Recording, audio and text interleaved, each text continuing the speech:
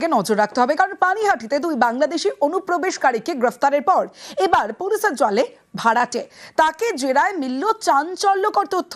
জানা গিয়েছে ওই ভাড়াটেও বাংলাদেশি, নাম ভারিয়ে পানিহাটিতে ফ্ল্যাট ভাড়া নেয়। আর যে ফ্ল্যাটে আনাগোনা ছিল বাংলাদেশি অনুপ্রবেশকারীদের, এমনকি মোটা টাকার বিনিময়ে তাদের আধার কার্ড তৈরি করে দিত ওই মহিলা। খুলুন দিদি, গেটটা খুলুন। আপনাকে বেরোতে হবে না, গেটের ভেতর থেকেই কথা বলুন। উত্তর 24 পরগনার পানিহাটি মঙ্গলবার রাতে এখানকার বিবেকানন্দ পার্কের ফ্ল্যাট থেকে দুই বাংলাদেশি অনুপ্রবেশকারী মহিলাকে গ্রেপ্তার করে পুলিশ।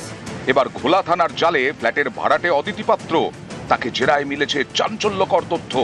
জানা গেছে অদিতি পাত্রর আসল নাম প্রিয়া খাতুন। 2019-এ বাংলাদেশ থেকে ভারতে আসে, তারপর জাল নথিতে ভোটার কার্ড এবং আধার কার্ড তৈরি করে প্রিয়া খাতুন থেকে হয়ে যায় অদিতি পাত্র। এরপর ভিআইপি রোডে কেষ্টপুরের এক যুবকের সঙ্গে বিয়ের পর পানিহাটির ফ্ল্যাট ভাড়া নেয়। তদন্তকারীরা আরো জানতে পেরেছেন, পানিহাটির ফ্ল্যাটে বাংলাদেশি অনুপ্রবেশকারীদের আশ্রয় দিত অদিতি, মোটা টাকার বিনিময়ে আধার কার্ড তৈরি করে দিত।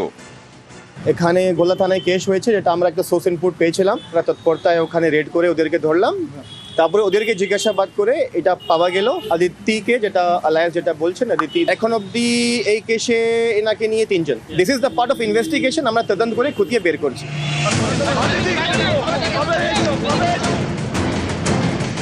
বুধবার রাতে অদিতিকে নিয়ে পানিহাটির ফ্ল্যাটে যায় পুলিশ।